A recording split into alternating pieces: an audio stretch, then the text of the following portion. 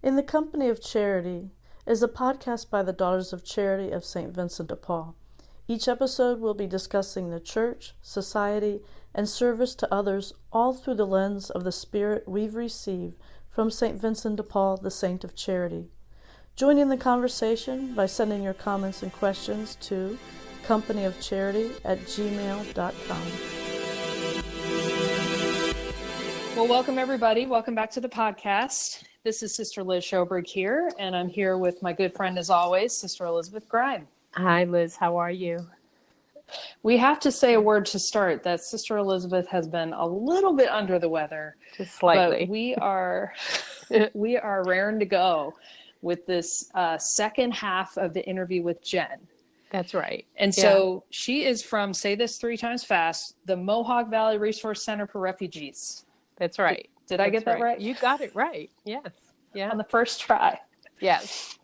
And so before we play you guys the interview, we wanted to just make a couple notes about something to listen for while you're listening to the podcast. So can you, for us, please, Sister Elizabeth, explain a little bit what we mean when you guys talk about the travel ban?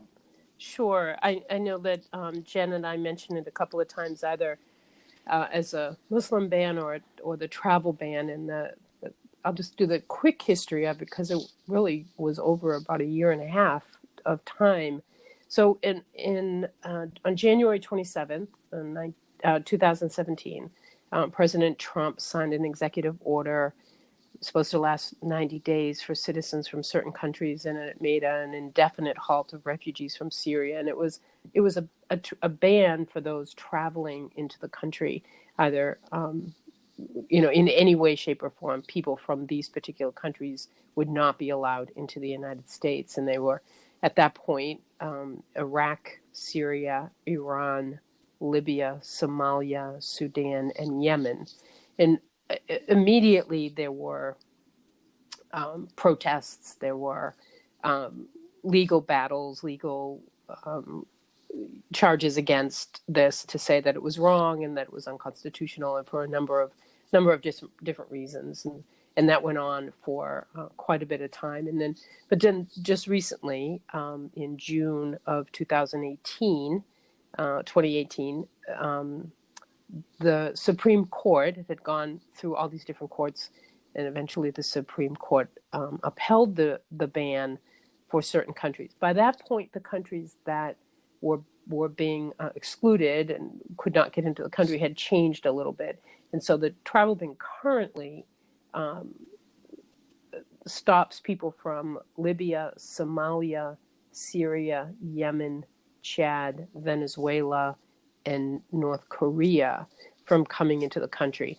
The reason it's significant for this episode, which, if you remember, is a 2-part episode for Jenn and I, that we mention both refugees from Somalia and Syria that we were helping to resettle just before the travel ban. So these were folks, probably some of the last families that actually got into the country before the ban was in place. So that's why it's significant. And that just gives you a little bit of history about the ban. Was an executive order that eventually was upheld by the Supreme Court just recently in June of 2018. And so if folks haven't heard the first half of the interview with Jenn, which is the episode before this, do go back and listen. It gives you some background about what's going on in Utica and how they've been welcoming to refugees historically for decades at this point. Yes. Yeah. It would be well worth it to go back and listen. It obviously puts the two episodes together. And I think for me, the really touching part of this interview is talking about being neighborly and welcoming to people, befriending people. And Jenn shares a little example of a Bosnian family who's been there for 20 years, who was welcoming a family from Syria, and not even speaking the same language, but they were helping them with clothing and supplies for their kids and everything like that. And for me, it's just a testament that, yeah, you don't have to speak the same language in order to show care and concern. Right, right. Yeah, I think eventually we kind of talk about that really what we're doing is speaking the language of love and respect and dignity, and that becomes the universal language that everybody understands, and that we're talking about people who have fled violence, war, persecution, and are seeking they're just seeking a better life for themselves and their children. While they were forced to flee their country, landed in a refugee camp or displaced somewhere, and then kind of get thrown into a process where they don't get to decide what country they go to, and then they land here in the United States. And I think the welcoming environment that they find has been very heartwarming to me, and has really taught me what it means to be a friend and to be a neighbor, to be the one that just kind of journeys with them in the day-to-day adjusting of life in the United States, and what that can mean for them, to see the joys of it, to see the struggles of it. And you learn a lot. You learn a lot about what it means to be a person with empathy and with heart and with soul, but also just how amazing this country is, and what the benefits are, and what the privileges and the rights are that we have, that is so precious to us and becomes so precious to them. So it's really a beautiful process. And it's a good example to those of us who are working with immigrant populations. You and your learning Swahili, and me and my kind of broken Spanish that I'm trying to improve. It's a good example, that you don't have to have the language to show that you care. No, you really don't. And the efforts to learn a few words here and there, I know a words in Swahili. I don't think I'll ever learn the language. I just, I don't pick up languages that easily. And so I'm really sensitive to people who come here who also are not, who don't pick up language very easily. English is a difficult language to learn. And some of the refugees are in their 30s and 40s, and it's just tough to do that. But realizing in the end that while certainly English is the dominant language here, and eventually they need to learn enough to survive and hopefully enough to thrive here, that your initial contact with someone doesn't have to do with the spoken language. It really has to do with the language of the heart, the language of welcoming. I think the beauty of the church's teachings of welcoming the stranger, they really come home to me when new arrivals come, and you see that kind of lost but excited look in their eyes. They aren't quite sure where they've landed. It may or may not look like what they imagined, and yet they're so excited to be able to start this new journey in their life, and to have people, surround them with care, concern, and reaching out to them makes all the difference in the world. Absolutely. Yeah. So without further ado, we offer you this second half of the interview with Jenn. We hope you like it. And before we go, just a word, if you're so inclined, giving us some stars on iTunes and writing a review, that would really help us get the word out, spread the word about the podcast, and let everybody know that we're doing some good stuff over here. So to kind of segue back into that question, like I had mentioned, the countries that the Mohawk Valley has seen through the years has changed, and that changes usually every year. There's some continuity, definitely. But currently, given, post-Muslim ban, we've definitely seen some changes on who we're resettling. The continuity of countries like, or sending countries such as Burma, Myanmar, still exist. We're still seeing a large number of people coming from Ukraine and Eastern Europe. But, we have seen a very, very sharp decline in populations from Iraq, Sudan, Somalia, almost none. I was going to At say, this point. Since I've come, and I've been here about a year and a half now, I think there was like one Somali family, and no one's come since. Yep. Kind of even before January of last year, of this year. Yeah, it's pretty amazing. When the decline, it wasn't even a decline, it was a stop. It was a stop. It was a total stop. Yeah. And, again, this is another huge piece, but the reality that those who may have been in the pipeline in one way or another, that process is stopped for them. Yes, So what may have been absolutely. a 3-year process is now, again, a 3-year process. They may have been in their last 6 months if it's stride. to open back up again. Right, if it opens back up. And so, again, looking at that complicated bureaucratic system and what happens when it's interrupted, either because numbers are changed.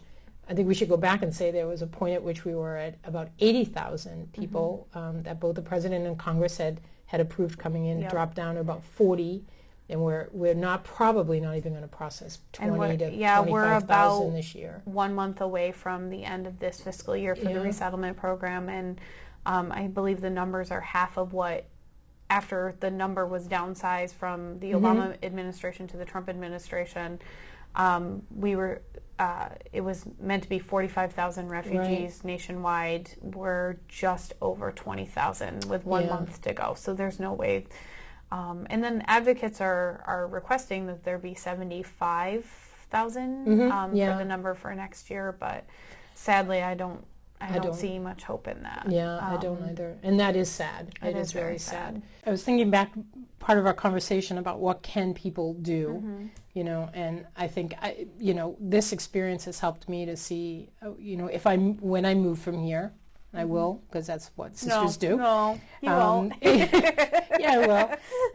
When I move from here, I'm making a plug right now. She never gets to leave. No, she does get to leave. She does. But when I'm called to the next place, I will make a point to find the refugee resettlement agency in my area and just say, so what can I do? How can I help?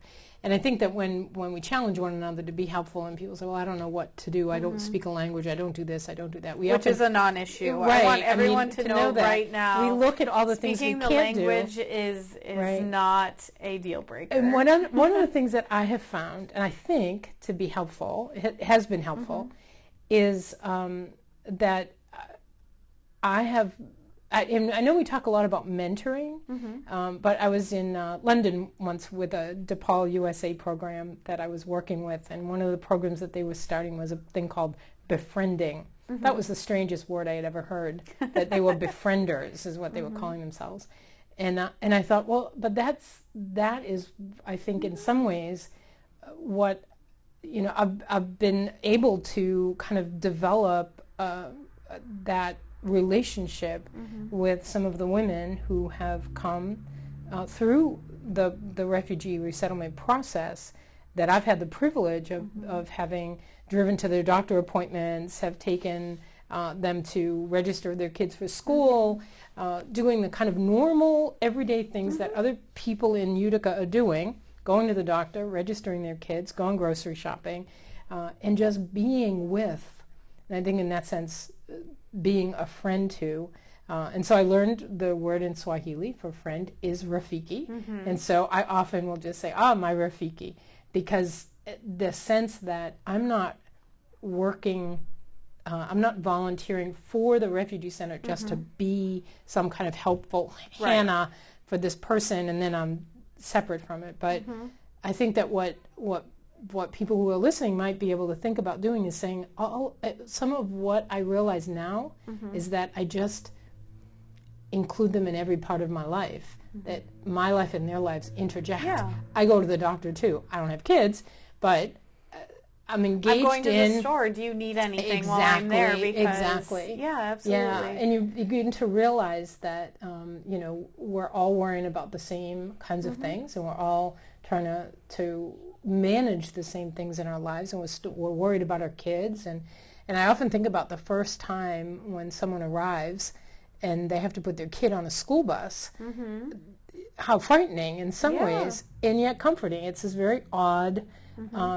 place to be, where there's a gratefulness for the opportunities that might be here that they didn't have in the country where they fled, or in the secondary country where they had been living, but that there's also a fear that maybe this system isn't going to work as well as I hope it is, or I'm letting loose. You know, I've been protecting my child from violence and trying to be the strong one, and now I'm handing them over and hoping that they'll flourish. And you know, and that for me, it's not the sense that I'm doing anything, but rather being with, which to me is a really much more important aspect.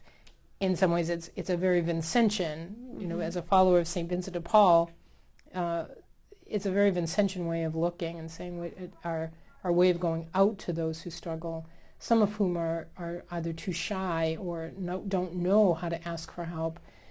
Instead of always waiting for someone to ask for help, just be helpful. Just, you know, as you would with any neighbor, you know, and just get to know those people in your community who might be experiencing this kind of adjustment. That's actually something that I can personally say I've witnessed, and it's interesting because, you know, I think you bring up the word befriend, and I think that's key. You know, and I do think, you know, some of the greatest things I've gotten from working, you know, for this agency is getting to meet all these really amazing people, and you get invited to their weddings and to you know, birthday parties and Eid celebrations and you name it, you know, and it's amazing. And one of the things I've also noticed is, you know, this is a job for me, but it is also what we should be doing, I think, as humans. Just and again, whether you feel that it's because it's your call from God or just your track in the universe, whatever that is, whatever motivates you to do this is what we're supposed to do for each other. And you know, this doesn't for me stop at 5 o'clock when I clock out. No, I know it does not. But it does. You know, I do think sometimes when you work that 9 to 5 and this is your life, you tend to see the agency as what it's doing for these individuals, but then you forget to realize there's a whole other community out there, or there's more people in the community who aren't necessarily affiliated with the agency but are helping people. You know, one of the things that I can give an example to was watching a newly arrived Syrian family before the travel ban, and a Bosnian family who brought them, you know, clothes for their children, and you know, I happened to be meeting with the clients at their home when this other family stopped by, and you know, they couldn't speak the same language, but they sat down and they had tea together, and so, you know, I think that being said, is that's also where the town with the warm heart comes in, is that you know, here are people who came here probably over 20 years ago, but they're helping people get their bearings and doing that. And so, you know, it is one of those things when you see it in an office setting versus you see it happening and you're like, wow, there's a lot of people who are out there doing this. And just because they're good human beings. Absolutely. And it's just, I think, important to realize that that's happening, and there's no way all of it, we can see all of that all the time, but it is happening. And it's one of the most, honestly, beautiful things. Some of the best volunteers I ever had, you know, supervising were the ones who were willing to just roll up their sleeves and do whatever needed to be asked, you know, and many of them were befrienders. Some of them, you know, or befrienders where, you know, they go and do grocery shops for the family before they get there, or do apartment setups or transport, and are willing to be humble in the sense of that they're going to show up at somebody's doorstep to pick them up for their, you know, medical appointments, and they're not going to be able to communicate. And it's scary. It's but unnerving it's scary the first time it happens. On both sides, because, you know, you're feeling what they're feeling, right? And that's really important. And I think especially for us who were born here, for us who speak the language, like, we forget to throw ourselves out of our comfort zone, and we think that that's just the way it's supposed to be. But, you know, that's not the way it is. I mean, our strength is in our difference. And so I think that, you know, that yes, people do need to learn English to kind of be able to survive and live safely, you know. Of course, yeah. But I think, you know, it is humbling the first time you realize, oh, how do I figure this out to be able to communicate this? Right, and right. you know, there's a lot of charades and a lot of Pictionary that happens, but it's fun. And when it happens, you feel, you know, so accomplished about it. And so I think, you know, once that happens and that dam has burst, you know, you've succeeded, and and you've shown them as well, so that they feel confident that. So yeah, I don't know. It's very interesting. So I always tell people too, that was always the thing I said, not knowing the language, and that always seemed to be a concern of people when they wanted to start getting involved, is they're like, I don't speak another language. And my joke, and I apologize to everyone who's ever had to hear this, is I always say, I don't speak any other language except sarcasm. Yeah. So I'm not working with much either. It's so true. It's so true. But, yeah. But now I think you can say that, but I would say and this is a sentimental, like, thank you for all that you've taught me about working in this population. You do speak the language of love as well. I'd like to think so. You do. You absolutely do. Because I think everything I've learned about journeying with someone who is resettling in this country and in this community, I learned from you. The comfort to be able to be comfortable enough to say, oh my gosh, that was really hard, or what can I do about this? And to be able to jump in and know that. And you've done it really well. You've done it really well. The learning curve is steep, and you've just embraced it. It's been an amazing journey, and I wouldn't give it up for anything. Yeah. I am enjoying it. Hope to continue to enjoy it for many years ahead. And the relationship with the refugee center is one that I value as well, because, you know, kind of seeing the care that's taken to help resettle someone with their new apartment, and picking them up at the airport, and the care of making sure that the documents they need in order to continue on to be able to get their benefits, and all of that has been really amazing to me, and the privilege of being able to do the cultural orientation piece, helping somebody adjust to the enormity of what is the world that they've just moved into, and just kind of laughing with them when they, you know, say, what is this place we've moved to? This isn't what we thought. It should be easier than this. You know, has been really amazing to me. For all the things we might struggle with, that in the end, we're all free and equal. We're all free and equal. And we're all just trying to do the best we can, and just be good people, and enjoy the life that we've been given, and, you know, move on from our struggles and hurts and pains, into a place where our children and our community can be a place in which everyone thrives. Yeah. Well, I'm going to say we're so glad that you came to join us today. Thank you for having me. I'm glad that you're here too. Yeah, so. It's a great place to be, and kind of going all the way back to the beginning. I have, again, learned so much from you. I really appreciate my experience and being able to contribute and volunteer at the refugee center, and just, you know, I just find you to be a blessing in the community, and to me, and to all those that you've been working with. And so thank you for all that you do, and I hope that we get a chance to chat again for another kind of long period of time. Yeah. Definitely. Well, thank you. Yeah. Thank you, sister. Thanks so much. And now it's time for Vincentian Pulse. God lifts up the humble. Here I am in fanless tears. And you would ask, where is that? It was where a simple, humble daughter of charity was born and grew up. As we were driving up to this place in France, the scenery of farms with cows, chickens, goats, and a poor village brought to my mind and heart God lifts up the humble. This village girl that I am speaking about is St. Catherine Labouré. In 1830, she had the grace of receiving the secret of her life. When I say secret, I mean it. She never told anybody except her confessor that she had seen the Blessed Virgin Mary in the chapel of 140 Rue de Bac in Paris, France. She was a sister of the seminary, or what other communities call a novice. She was in the stage of wonder and learning. It shows us that in order to receive graces, this is our perpetual state in life.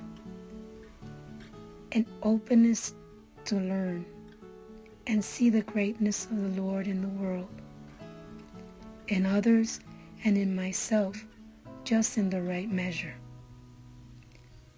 It seemed that there was nothing remarkable about her.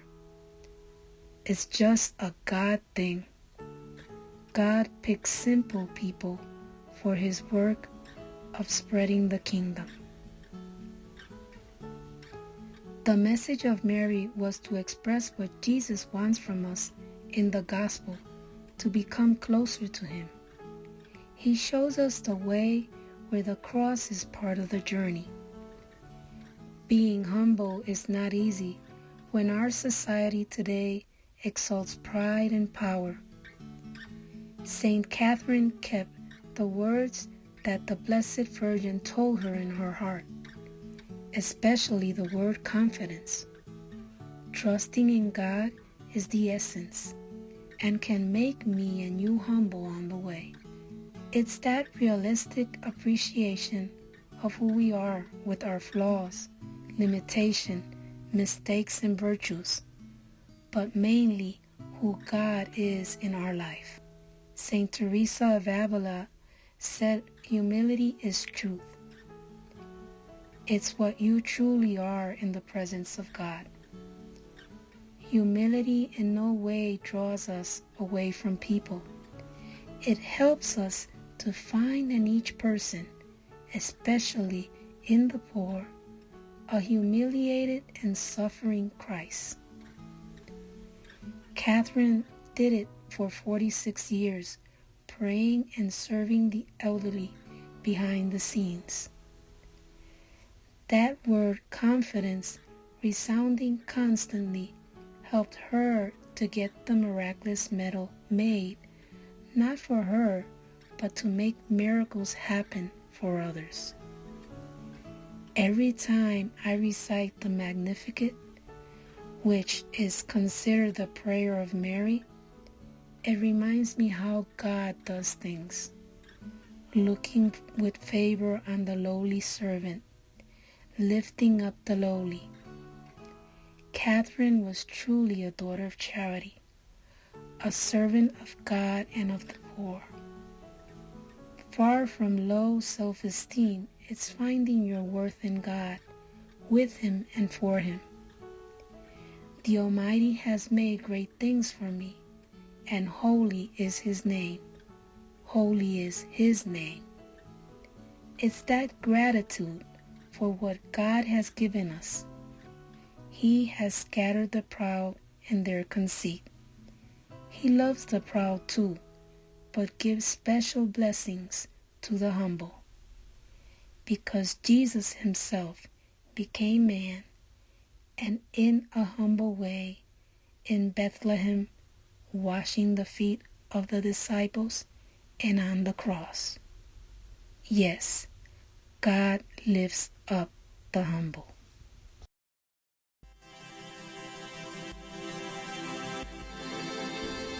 Thanks for joining us on the Company of Charity podcast. We'll see you next time.